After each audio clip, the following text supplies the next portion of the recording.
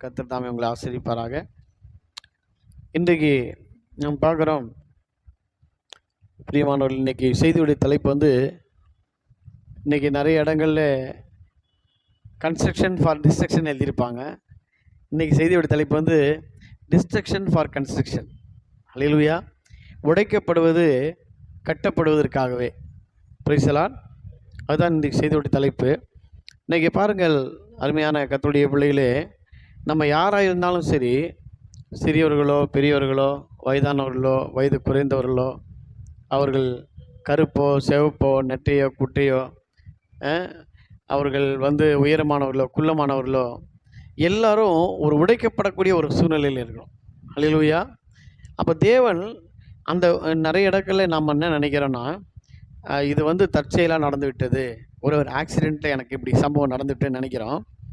பிரியமானவர்களே, நான் அடிக்கடி சொல்வது உண்டு, தீர்க்கதரிசி சொல்லுகிறார், ஒரு எறும்பு உங்களை கடிக்க வேண்டுமானாலும் அது தேவன்கிட்ட அனுமதி வாங்கி தான் உங்களுக்கு கடிக்கும். அல்லேலூயா. அப்போ தேவனுடைய அனுமதி இல்லாமல் நம்ம வாழ்க்கையில் எதுவுமே நடப்பதே கிடையாது. அல்லேலூயா. அப்போது நாம் உடைக்கப்படுவது என்பது நல்லது. அல்லேலூயா. ஒரு பருப்பு உடைஞ்சாதான் நமக்கு சாம்பார் கிடைக்கிது. அல்லேலூயா. ஒரு நிலம் உடைந்தால்தான் நமக்கு என்ன கிடைக்கிது? விவசாயம், நல்ல ஒரு அறுவடை கிடைக்கிறது. மேகம் உடைந்தால்தான் நமக்கு மழை வருகிறது. ஆகவே உடைக்கப்படுதல் நல்லது. உடைக்கப்படுவது எதற்காகனா கட்டப்படுவதற்காகவே. அல்லேலூயா. Praise the Lord. அப்போ நம்ம இன்றைக்கி பார்த்த இந்த வசனத்தில் பார்த்திங்கன்னா, இயேசு பிரதித்திரமாக, இது இவன் செய்த பாவமல்ல, இவனை பெற்றோர் செய்த பாவமல்ல, தேவனுடைய கிரியைகள் வெளிப்படும் பொருட்டு இப்படி பிறந்தான். அல்லேலூயா.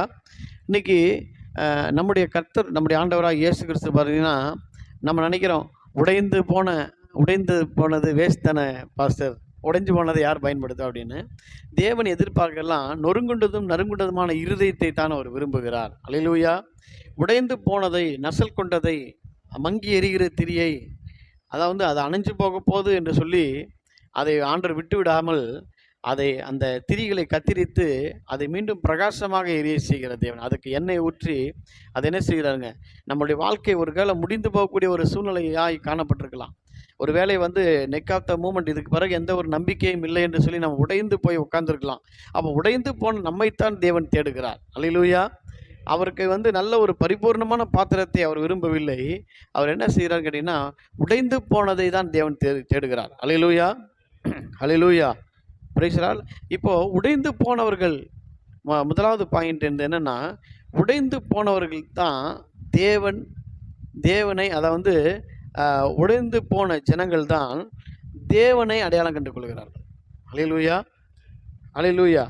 யார் உடைந்து போகிறார்களோ, உடைக்கப்படுகிறார்களோ, அவர்களைத்தான் தேவன் நேசிக்கிறார், தேவன் தேடுகிறார். அப்போ உடைந்து போன மனிதர்கள் தான் தேவனை தேடுகிறார்கள்.